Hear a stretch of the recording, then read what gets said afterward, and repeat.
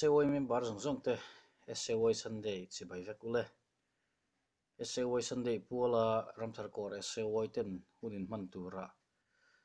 sharing le thu cha toy soina hun min siam saka wangin ma sain lom thu ka soya hirtak kan tok mek ani a chuwang chuanin kan duangin hun te kan mang thei lova apoi hle mai chuti rol chuan tun lai khovel thiam na fin na tang zela chumi mang tang kaya program thatak in siam hi alomum ka ti hle mai SAY in nga na thu puya chuan thi turan throi te chu chan chuak la tha mai tur te chu chan chuak thoi ro ti kan mu a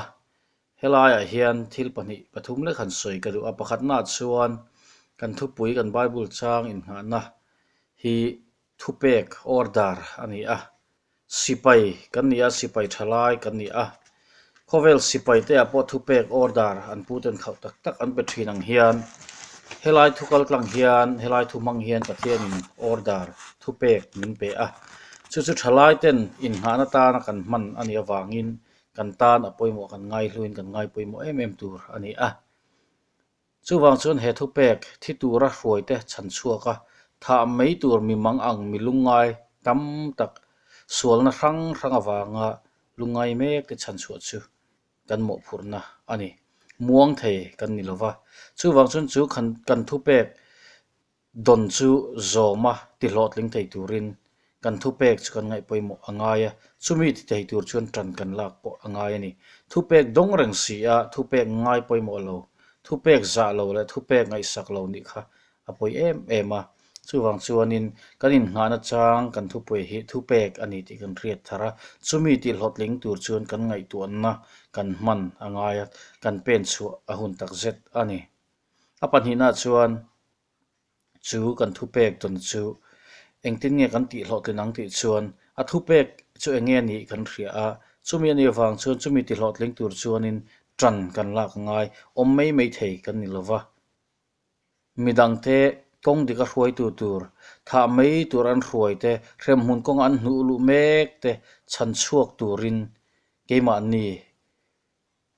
kanin ti chak angai ni midang te hruai chuak turin midang te tran pui tur chun keima ni apui tur te hian chakna kan mamu a chuwang chun lalpa kanin ti chakanga kan ti sa te kan exercise anga kan thlarawa exercise kan la anga chung kan thlaraw tan exercise kan la anga chutiang chuan lalpa chakna thar la in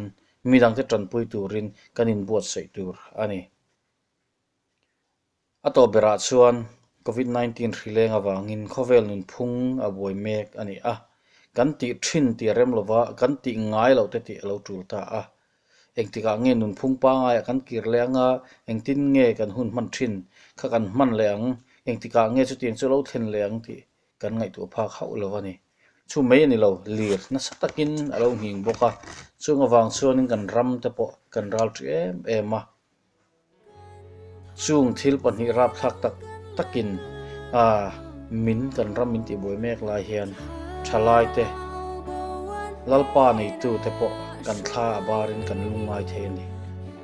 pathian ring tu mi piang thar kan ni wang hianin lir ning kan hlau lo ngot thei lova hrileng kan hlau lo ngot thei lo lau na ke ma ni po lo om ve ni po in kan dang lam na li su krista mi kan ni nai ro chu alo lang chuak tu ani kan lan chu ti thei tu ni ti lai hi oi mo khop mai chu wang chuan zanina hian chutiak anga hlau na kan lo nei mang an na kan nei ni po in thlen na hun tur dik i suan ni na thlenila anin min tan pui do ni sam je ka chuan kamang an na tang lalpa chu ka kova lalpa chuan mi changa mun thon taka niam tir ta a zanina hian lalpa chu kanin hom him na kan kul pui ani zia kan hriata he khovelin hun har sataka to lai po a lalpa thamun na nei tu kan ni thein tura lalpa pol ren nun lalpa pel kat nun lalpa in nat nun kan ni apoimo to bera chuan SAY member zong te he khovel hun khir taka hian lalpa in ti chak teu devila midang lau le khabaro me te thamuana tran puya thina ruamat lum me lu me kan thalai pu te kan chatuan na kong di ka khoi lu tu ni thei turin trần ila in buatsaih zel galpan kanjat kan so se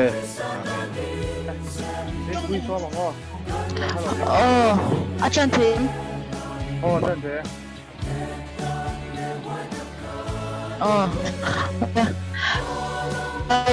zoom te kha SOY Sunday chi bai chapel kam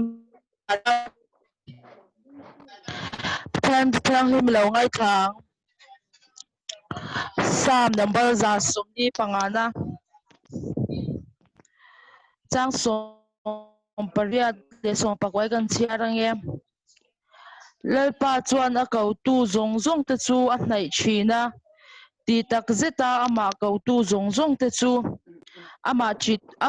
tu ama chi an au ma shia anga an ni chu a chanda mang chan hela hian SOY te kan bible chang in nga na tu fing te bung som ni pali thi tura shwai te chu chan chuak la tha mai tur te chu chan chuak thwai ro lalpan kan bible chang chiar te kan zata mal som ro se pathian mai lo ku nang u lalpa ka pathian du tak min hmangai tu lalpa vu in ni leng in nang man kan thil ti na kong sang sanga min venga min om pui to nu in zan ina SOY member te SOY meeting hun chitak nang man mang thei tura min siam wangin kan loma i hena lom thu kan shila che lalpa SOY member zong te mun sang sanga om te khongai takin i tharau thiang limin lalpa lo kan vek la i tharau thiang lima i khui non na kan dua lalpa SOY member ten nang zan in hun na chang zan in huna tian hlok puina kan nei thei cheu na turin lalpa i hena kan ron ti la kan zawai mein zaina kan thil ti tu kan thungai thak tur mang ten lalpa ang chuak la nang ma kan ma mon na zon lai chewa nang ma mi mal tin te mi khoi no liang che chu zong su pa so krista min karon di le amen Vale, hello mome kan evangelism in charge hi ne chunga lom tu kan soya chuan tu na kan secretary kan som lo konga mome secretary kan ding emo when lam report le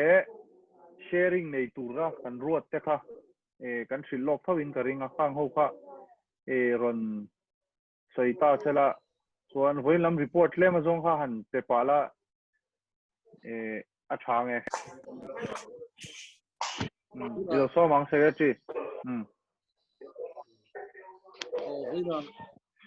SOY Sunday Rents Kula Gorat Facility sa umte le Ramthar Press bukin biakin quarantine mek te le duty te an chu nei tu stemania chuga ka kon kor chuga mi ona SOY bing chan na pe ni in zaina sharing soi tu hian mi paliruat ni ya mai rem chang lo tu ta mela zaina hian uti thei tur kan bai thei chu quality ala chakale line zero rin pilite le gamel kui le puzo sara Caesar sang le Caesar sang le ta tha bai sen ya mai ro chu meri le uzo kha chu an thei lo me lo uzo kha aron lu lim ka se na hian mi na hian aron lu zon thei tu ra thu tai la khang ta kha ne ya mi a thei lo ba kha chu rem tang dang om le ha ka chu hun ka se chu ma vale hello mome Bible ka chiar lo mai nga tian ka Bible in ha na chu johana bungtum cha paru da ha ania pathian in khove la mangai em ma chuan a pa mal chun te ya ama chu po aringa pian ba pro tu tuan na nei zo na kha ka Bible in ha na ni se ka chiar lo teng lo chu pa chiar ne ang re ta chuan I ka soi du chu lo lockdown live lockdown ka khani zana hian I pathian thu hey YouTube mi hi hey kamu hil thei lo hian in kang ai thathina chuan ama phei chu hei TMS speaker hi ni ma he tu ai chon ni to lo ta evan tluang te hi pa thu soi ka ngai thana sa chuan chan ta thu a soi kha enge alo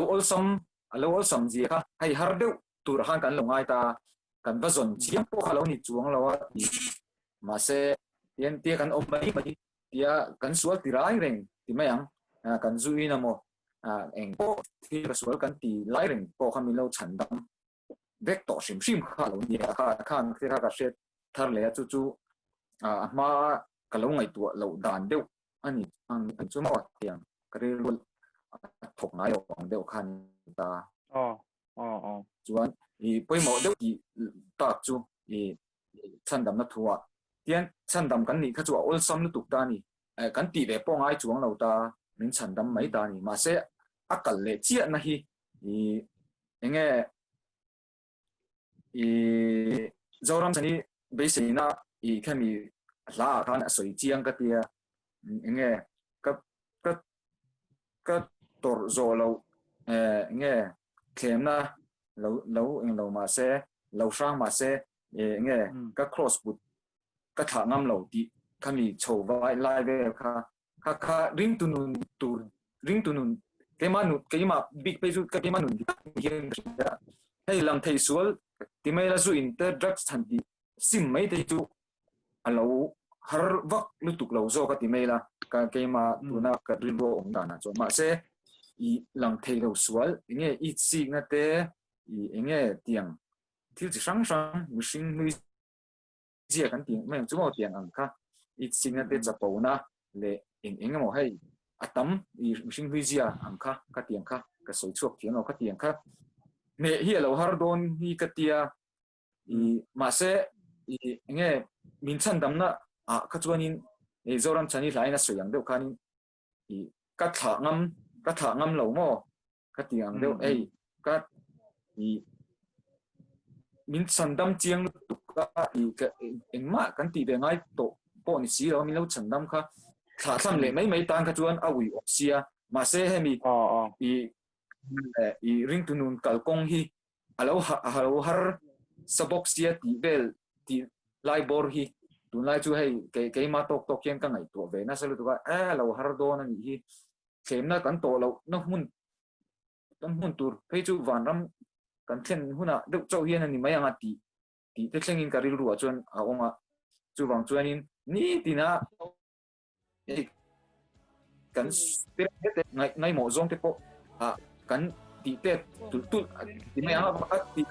ti huk thei lo mai la ni kha vek thei lo lem lo mai la ya kan ngai mo zong po ni tina kan tha chho shet ti mai ang